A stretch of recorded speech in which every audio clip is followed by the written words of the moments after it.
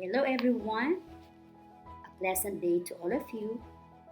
This will be our first discussion, online discussion in assessment of learning, which is our subject EDUC75. It is within the module that we will be having, which is the assessment and evaluation of learning. Let me tell you first the objectives of this module that you will be receiving. First, after undergoing the activities in the module that I'm going to give you, we will differentiate the various concepts in assessment. Second one, to classify the types of evaluation and assessment too. And third one, demonstrate skills in the use of techniques and tools in assessing different areas of learning. We will have also some part to be discussed, which is the principles of high quality assessment. Shall we begin now? Okay. During this time of pandemic, we might be saying that it is impossible for us to teach. And it took a lot of time to decide on how we are going to make the teaching learning possible. But in education, there's always a means to do it. Nothing is impossible, even during this pandemic. We, as educators, you as future educators, everything is possible for you to do. We can teach, encourage, instruct, mentor, praise, influence, guide, and inspire. So these are just some of the functions of a teacher. So if you will be becoming a teacher someday, you have a lot of things that you can share with your student. But do you think these functions are enough to be called, to be part of your function as a teacher? Are there some other things that you want to add to make it more significant function? Let us see. Okay. One of the major and critical functions of the teacher is assessment and evaluation of the performance of the student.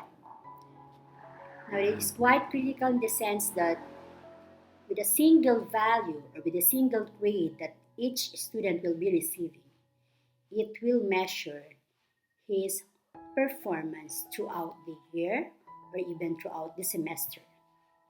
So definitely as a teacher, we really have to be very careful in assessing our student. To know more about this concept of assessment, let's try to find out the difference among measurement, assessment, and evaluation.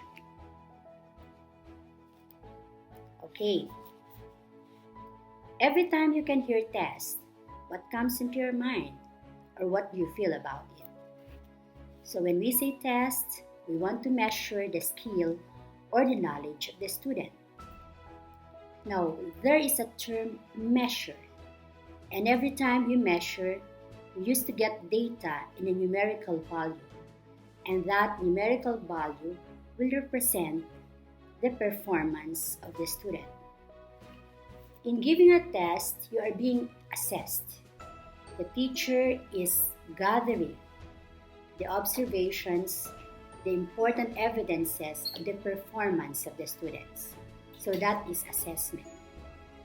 From the test, a single test being used by the teacher will measure it in the form of numerical value, and that is already an integral part of assessment, where you have to gather, organize this data which represent the performance of every student. Now, where does evaluation lie? Evaluation covers everything. It all started from the measurement, which is the integral part of assessment, and assessment, which is the integral part of evaluation, and evaluation is the integral part of educational system. Evaluation is very, very important because it will measure the teaching, learning process as a whole.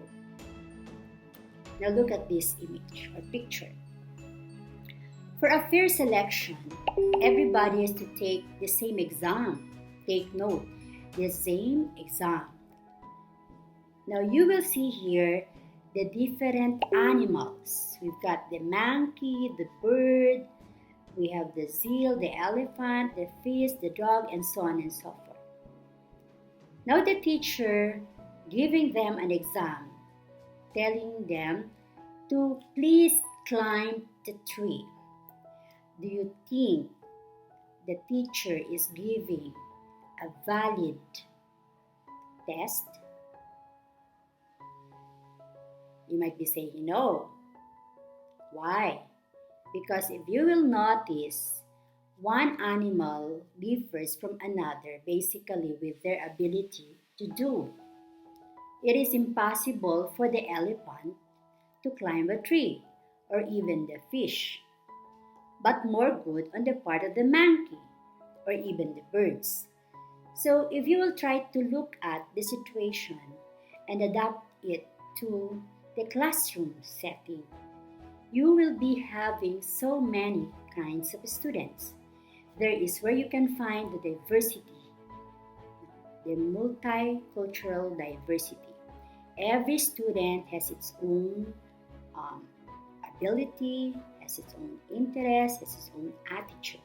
So definitely this is the time that we have to use different kinds of assessment, different kinds of testing, different kinds of measurement, different kinds of methodology. Okay? Test is being used to gather information. After the test, this information is being presented in the form of measurement, where you can get a single or more numerical values that will represent the performance of your student. But what is a test? It is considered an instrument, a protocol, a technique that measures attribute of interest, and these are designed to measure the quality, the skill, or knowledge of your student.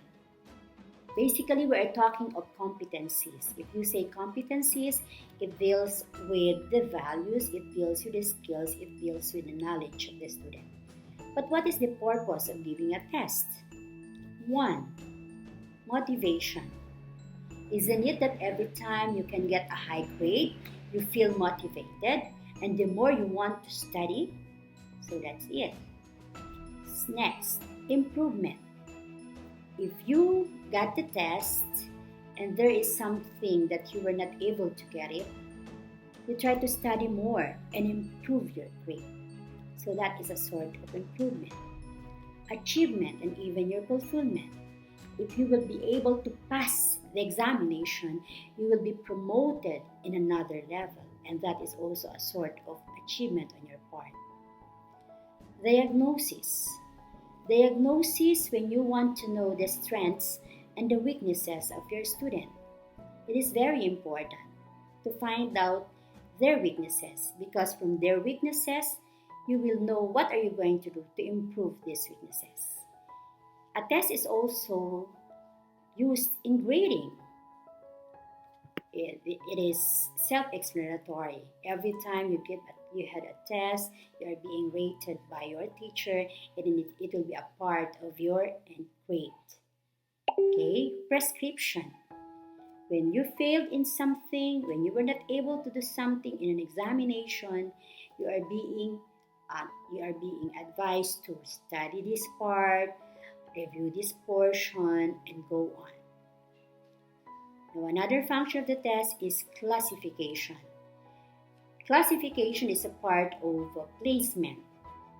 We will try to classify its student into its section, into its group. When you got an examination, if it is in an entrance exam, you might be passing or you might be failing. So a sort of fail. Or if everybody pass, there's a certain seeding grade, like in education program. If you get an 80, that is considered that you can be qualified as an education program. But unfortunately, if ever you will not be you will not get the grade of 80. Perhaps it will be 60 or lower. That means you will be disqualified in an EDUC program, but you can enroll in the other program. Okay.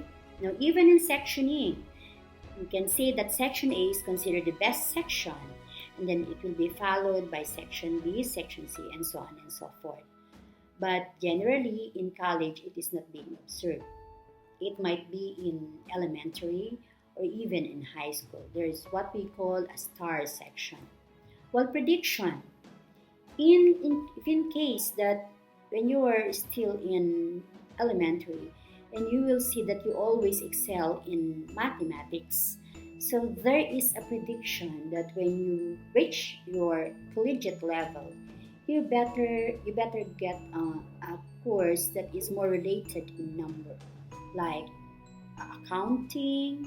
It can be an engineering or a mathematician. Proposed to can be a mathematician in the near future.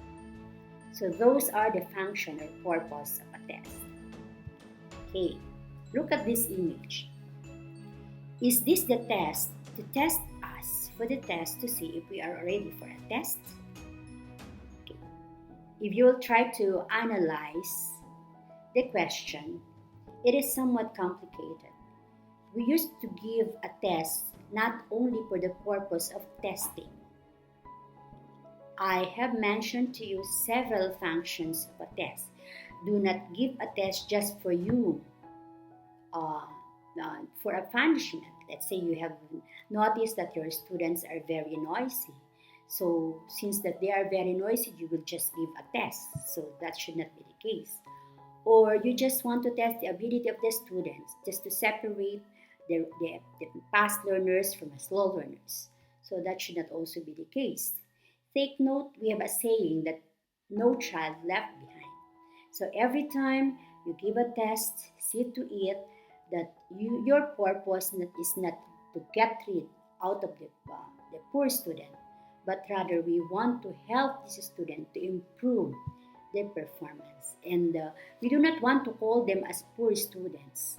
We might be calling them as a less achievers or as slow learners, but definitely everyone has the chance to improve their performance once the teacher and the student has a good interaction and communication and even collaboration. Okay, now let's move now to the concept of measurement. Now, measurement takes place when a test is given and scores are obtained. Now, what's the purpose of measurement? One is prognosis. Prognosis, you can tell the difference among the performances because each student has its own corresponding scores. Now, another one is diagnosis. I have mentioned this a while ago. You can identify the weaknesses of the student, and then that will be the cause and effect. Now, it can also be used in research. The findings on every single statistical value that you can get out of measurement. This will serve as a dependable basis for comparison of improvement, and then you can provide an objective on what to do, on how to improve a certain performance. Okay. Now, if we talk of measurement of the interest of the student, it is quite abstract. It is untouchable. It is absurd. So definitely, we cannot measure directly the performance of the student. The measurement of the quantity and the quality of interest is equal to the true value and random error. So as I've said, we cannot directly get the performance of the student as basically with the quantity alone. So there's a combination of quantity and the quality of interest. We can just estimate this learning or estimate the interest of every student, but not exactly to get it as is. Now, but what do you usually measure? We measure the knowledge, the skills, and attitude. So we call these things as competencies. Knowledge in the sense that we can measure it in the form of an examination, skills, and ability to write, to recite something, or it may be in a physical skills. The attitude, take note, the attitude is the hardest one to measure. It is more abstract. Okay. Now these three important concepts are the different things that we usually measure. It can be measured objectively or subjectively. What's the difference between we say objective and subjective? When we say objective, there is a definite, a single rating to be given to you. No matter how many times your examination or you are being rated, there is always one rating, a specific rating. Let's say you get an examination. Now, whatever your grader in identification, in enumeration, in the true or false, the answer will always be the same, and your rating will also be the same. But when we say subjective, it is just based on perception. It is based on the different people perception. So if you have example, if you have 5 persons who will be rating you, definitely you cannot expect that each one has the same rating to be given to you. Why? Because everyone has his own perception. So that is what I mean. Okay?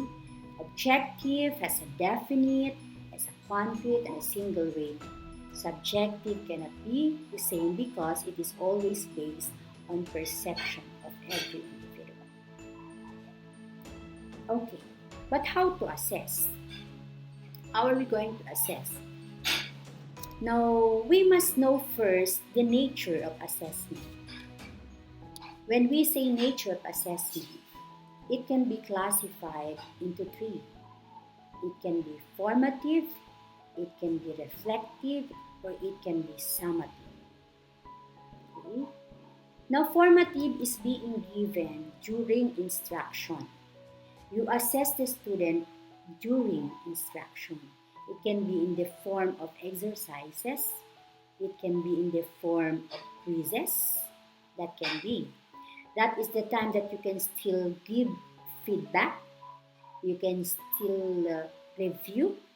You can still reteach for you to improve the performance of your students. But what about summative? Summative is the last, it's the end point of everything, where you have to assess the student giving judgment, the final judgment. Usually, these belong to major examinations, the midterm, the finals, the first grading, second grading, and so on. You will give a specific grade, and that is already summative. That is the achievement, the final achievement of the students. You can no longer change that because it has been evaluated and you were given already a certain assessment. Now, what about reflective? In reflective, it is being given within the students as they are reflecting on their own grades. They are after about their own progress. It is more on assessing their own learning, assessing their own progress. So they used to do it by their own selves. Both the teacher and the students are also reflecting on their own learnings, whether they are progressing or regressing. And this is very important. Okay, so that is what we mean by nature of assessment. You assess at the beginning, You can also assess within or during the instruction. You can also assess at the end or after the instruction. So formative is during, summative is at the end of instruction. Okay, let me more emphasize the assessment of learning, the nature of assessment. Assessment for learning, there is a term for that refers to the formative.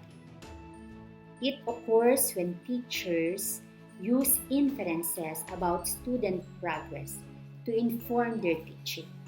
So that is a formative, I repeat, a formative assessment for learning. So that will be your cue, formative. That is during instruction. But when we say assessment of learning, take note, it's of learning. It occurs when teachers use evidence of student learning to make judgment on student achievement against goals and standards. So that's now the final one. But when we say assessment as learning, it occurs when students reflect on and monitor their progress to inform their future learning goals. So these are the three nature of assessment. Assessment for learning, that is formative. Assessment of learning, that is summative. And assessment as learning, that is reflective. You understand? Are you able to get it? Okay. Let me discuss a bit about principles of high quality assessment. We are assessing the student. Of course, we have to use the high quality assessment. Okay, look at this. There are 4 kinds of assessment boxed at the center. Then we have to match them with pictures accordingly. Now, the 4 kinds of assessments are the following: performance, traditional, authentic, and portfolio. If you will try to look at each one of the picture, you can easily match one with the other. Let us start from portfolio. We are aware that when we say a portfolio, it is something wherein you have to place your things, to keep, collecting. If we will be defining portfolio, it is a purposeful collection of learnings of the students, of the things that they have done, of the evidences the student have accomplished. Like, for example, their quizzes, their assignments, their projects, and many other things that you can include in your portfolio. Okay? But when we say traditional assessment, term traditional, it refers to the paper and pencil tests. And we have so many types of examination. We can have true or false, or it can be objective, it can be subjective. And when we say objective, I repeat, objective, there's a definite answer. So what are those examples? What are type of exam that has a definite answer? It can be a true or false. It can be fill in the blank, identification, the multiple choice. Okay. But when we say subjective, it can be an essay form exam, a reaction one, or critic or value.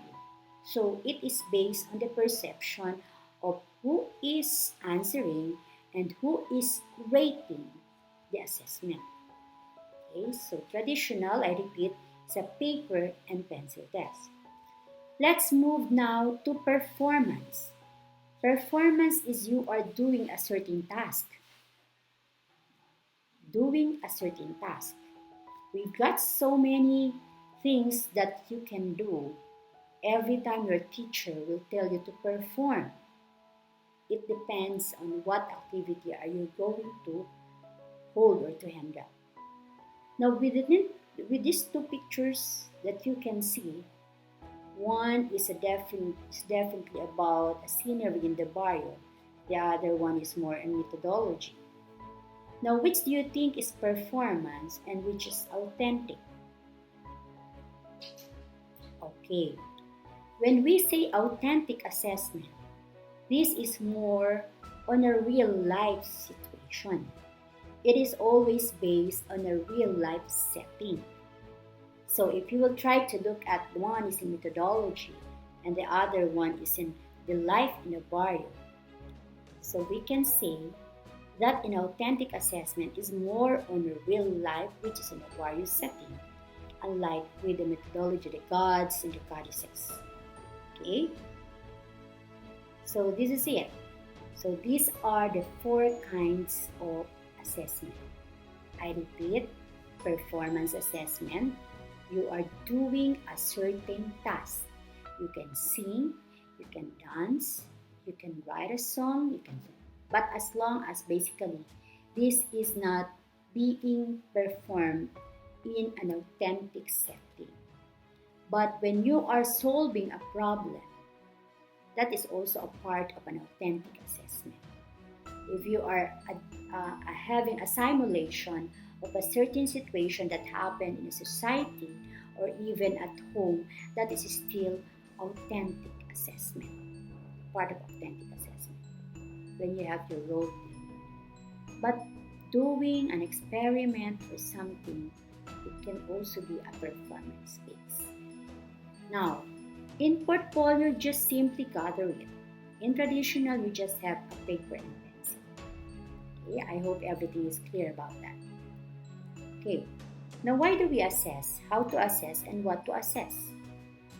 Why do we assess? It is just a starting point and prerequisite of an effective assessment task design. Assessment happens not simply because there's a need for grading a student, but the key purpose is to improve students' learning by providing feedback. So that's the reason why assess. And how are we going to assess? It is very important to choose an appropriate assessment method, because you might be misled on what method are you going to use in assessing. Let's say you want to measure the student's ability to swim, but what you did is you just gave a written exam about swimming. So how will you know or how will you see the real performance of the student if you will be giving a wrong assessment method? So that is what I mean. So generally or basically, it is important to choose appropriate assessment method that can assess how well your students have achieved the course intended learning outcomes. It is also important to assess students during the course and not at the end, so that they still have a chance to improve. Okay? But what are we going to assess? The content of assessment tasks should be aligned with intended learning outcomes, or the ILO, meaning every time you set your intended learning outcomes, be sure that your outcomes-based assessment should always be aligned to it. If you want to measure how the student or assess how the student write certain composition, so definitely your assessment should be a composition writing. It should be aligned to it. And then this, from the point of view of the student, students learn what they think, and they will be tested on. An assessment may determine how students learn more than the curriculum does.